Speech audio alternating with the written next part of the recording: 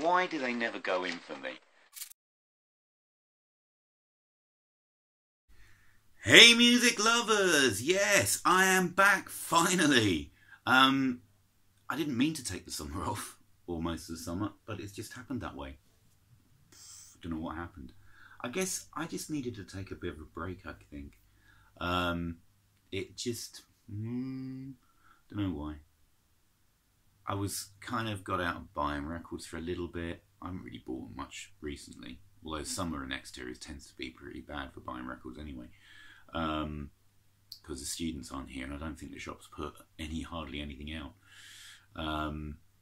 And I haven't been to boot sales, I haven't really been doing it. I haven't been listening to a lot of vinyl, but what I did the other day was I made a playlist on my phone of my all-time favourite songs. And I've just been playing that constantly and just getting back into the swing of things, and that's got me hooked again, and I'm ready to make some videos, so here we go, and I thought I'd just do this right now. So what better way to bring back some videos to the channel than doing a vinyl Wodge. So here we go. These were all records. I can't remember when I buy them. I can't remember when I bought most of these anymore. But I know I got them from the charity shop warehouse, where all the records that don't seem to get sold get sent to when nobody else picks them up, and then you can pick them up 50p each. Well, you buy two for £1, so 50p each. And I've got some really nice stuff there. So first off, we'll start off with a couple of 12 inches I got. So here we've got the first one. So this is Men at Work, Dr. Heckle and Mr. Jive. I really like this song. I do like this song. I remember this song being, when it came out, I think it only got in the 30s in the UK chart. Maybe a bit higher, I don't know. But it wasn't a massive hit. It's from their second album, Cargo, which I don't actually have. I'm pretty sure I don't have, which I'm still looking out for. I can't believe I've never seen a copy of that. Knocking around charity shops. It's got a couple of live versions. It's got a live version of Big Good Johnny and Down Under on the B-side. Really good stuff. I really love this. Just your typical Epic label. There you go. For those label hounds.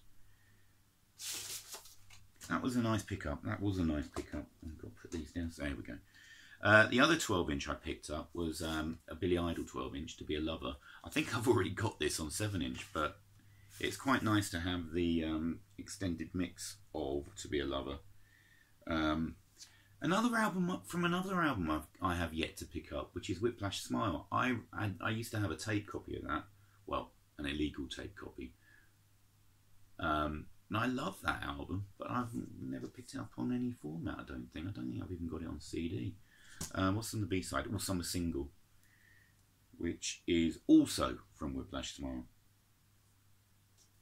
There's the man. Look at that. Typical smirk on the front. Yeah, I'm glad. I really like that song. Really good song. Right. When I saw this for 50p, I almost let out a little squeal of delight, but I didn't, to save my embarrassment. I've been looking for a copy of this album for a very, very long time. I've got some of the singles of it. Martin Parrott shares an enjoyment of this band's music, and especially the lead singer. So I finally picked up a copy of the Darling Buds album, Pop. Said, I have been waiting to get this, and it didn't disappoint. This is a great album. I had the single Hit the Ground, and I think I've also got the single Shame on You as well. Maybe it's Burst, can't remember. But this is fabulous stuff. Brilliant guitar, indie guitar pop from 1988, I think, 87, 88. Around the same time that Transvision Vamp were around. They were, and Primitives and that kind of stuff, very much in the same sort of vein, but marvellous stuff. Nice little custom label there. Very bits of fuzziness on it. A It's like a more commercial C86 sound, I guess. It's probably the best way of describing it. But it is a great album. I didn't show the inner sleeve, did I? There's the inner sleeve. There's them all. Really love this. And always had a bit of a soft spot for Andrea, the lead singer. Always had kind of a bit of a soft spot for her. But this, I was so chuffed to pick this up. Another record I've meant to pick up for a long time. This one I used to listen to, I used to nick my sister's copy. It was probably one of the only records I used to nick fairly regularly off my sister and listen to it because I think it's a really good album. It's Humans Live by Howard Jones. I've been waiting to find a semi-decent copy of this, and this is actually quite a decent copy. The record plays really well. So many singles came off this. Really, really nice. Really, really cool songs. Things like, I mean, the big hit was New Song, which I think was a hit in the States as well. What Is Love, Pearl and Shell, Hide and Seek, which I absolutely love. But things like Conditioning, Don't Always Look at the Rain. Really good stuff. So it comes with the original, bit of glare there, original inner sleeve. And there's a label.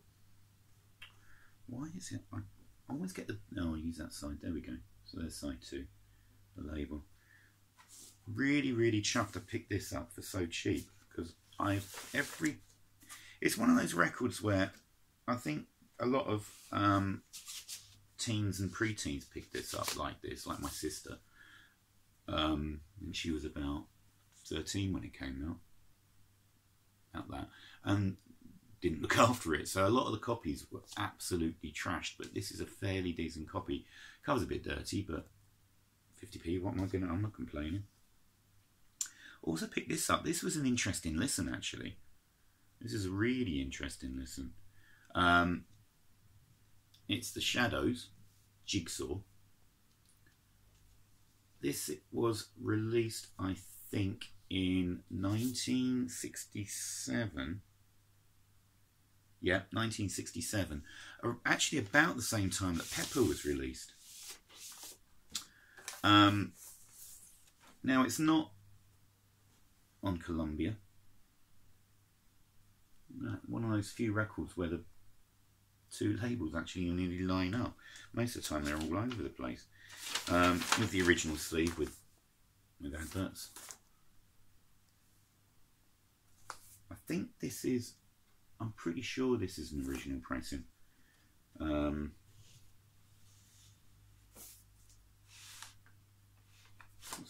it's got Roger the Engineer as well. Yeah, they'd obviously been listening to recent developments in pop music, and they'd updated their sound to about 1965. So here they were only 2 years behind the curve.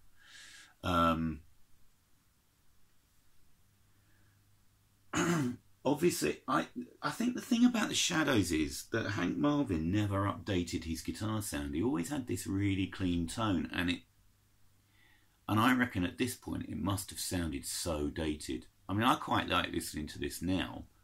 I wish he'd changed his tone just even slightly. What's interesting about this is the rest of the band actually use quite a lot of different stuff. There's not ukulele, I think it might be banjo or ukulele, I'm not sure which, as a lead instrument on one track. There's piano leads and stuff.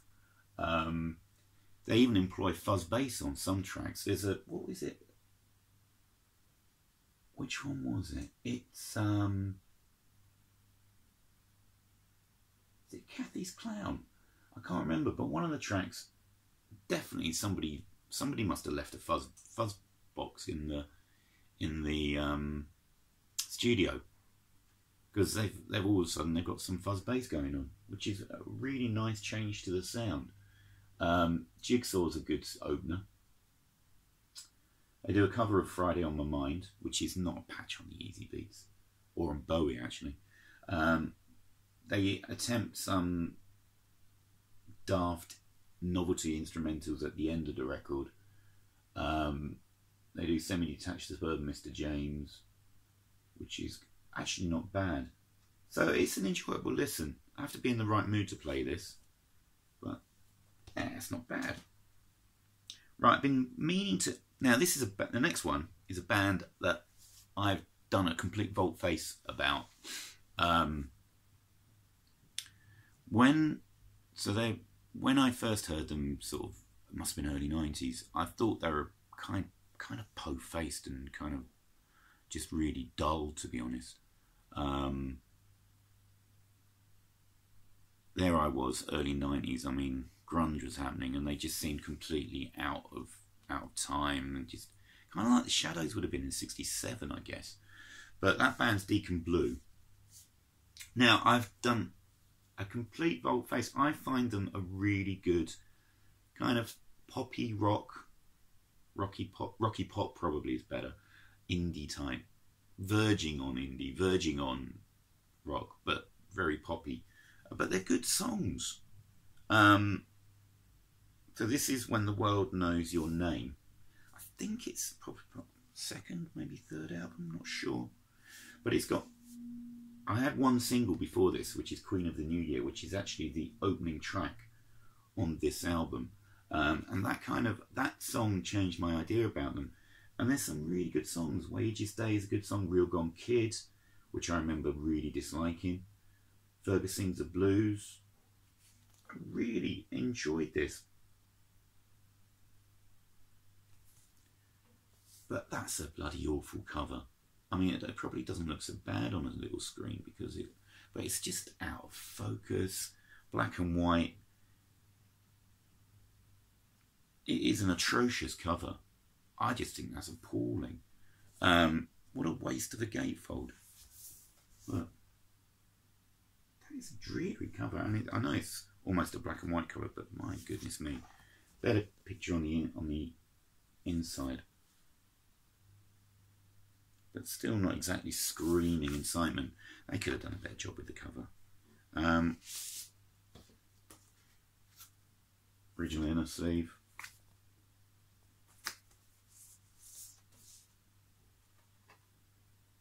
And there we go with the... Can you see the label? Yeah, there we go. There's the label. So yeah, really, really glad I picked this one up. And I'll be looking out... I've got to get Raintown, because that's supposed to be their best album.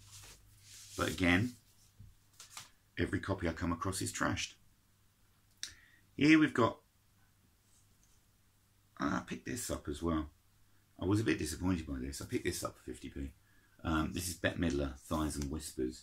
So this was released by her in '79. There's a couple of decent songs. It's kind of...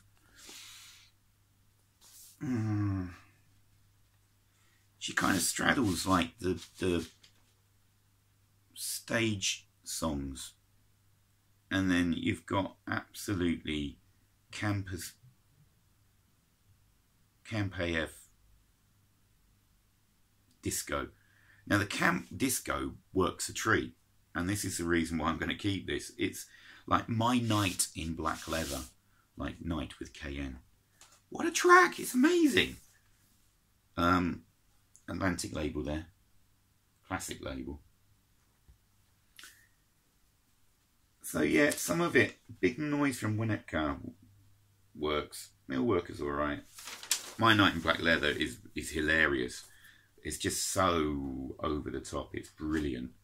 And then you got slushy stuff, and just so it's a real mix of stuff. But I'm definitely keeping it for that track. That's absolutely fantastic. Also picked this up for 50p, despite some damage on the sleeve. I thought I'd just get that 50p Graduate soundtrack. It's quite nice because you've got different versions of some of their famous songs. Like you've got a couple of versions of Sounds of Silence. I think one's the original version and one's a different take on it. The instrumental stuff from the soundtrack by I don't know who did that. David Grusin. I'm not a massive fan on, but it's worth having. 50p, can't go wrong. Maybe get another cover for it. Don't have to take it out of the sleeve. Old CBS. I think this is a reissue. No, it is a reissue because it's got Home Taping is Killing Music on it, even though it's pre-barcode. But yeah, I can't go wrong for 50p. I also picked this up for 50p, even though I've got a copy of it. I've got an original pressing of this, and this is, I presume, an 80s reissue because it's got the priceless sticker on it. But after having I Feel Love on 7-inch, which got really badly, it's got really bad scratch on, I need 2 copies of the song I Feel Love, just in case something happens to the other one, because it is one of the greatest pieces of music ever released, and I really seriously mean that. The rest of the album is a bit forgettable, to be honest. I'm not a particularly great fan of the rest of the album, but I Feel Love is one of those pieces of 20th century music that I rate it as highly as Good Vibrations. I rate it as highly... I just can't go on about how good I Feel Love is. It was groundbreaking. It was influential. It was amazing. And anybody who doesn't have that song in their collection, I think, is just missing out, to be honest. But that's my opinion. Right, so that's the reason I've got another copy of that. And then finally, pick this up. Pretty sure it's for 50p. I've got one other album by this guy. This guy is Kelvin Henderson. And he's a British guy who played country music. Died a few years ago now. But he's in the British... Now, I didn't know this existed, but there is a British Country Music Hall of Fame. And he's in there for the work he did on his radio show, which he ran for a long, long time. And he released quite a few albums as well. So this is a decent album. It's not as good as the other one I've got, which I showed in a video a long time ago, on the Windmill label. He was kind of he sort of released records on all different kinds of labels. But it's a good country record. Really enjoyed that. I do like his stuff. I don't think he released that many albums, but I will. I think there's some early ones, but I probably won't be able to pick those up unless I pay something for them.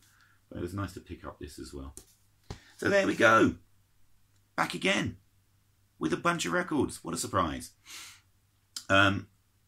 Hopefully I am going to get back on the case and do another video when this is uploaded, or I've started uploading this one. I'm going to record another one, which will be my next British indie one, which the series which I sadly left hanging. I mean, I know you're all wondering in bated breath what the next one's about. I know you can't wait. But that will be up next, and hopefully I'll do that in a minute. But for now, thank you very much for any views that this get, if you haven't all forgotten about me. And I'll see you all again very soon. Cheers, VC.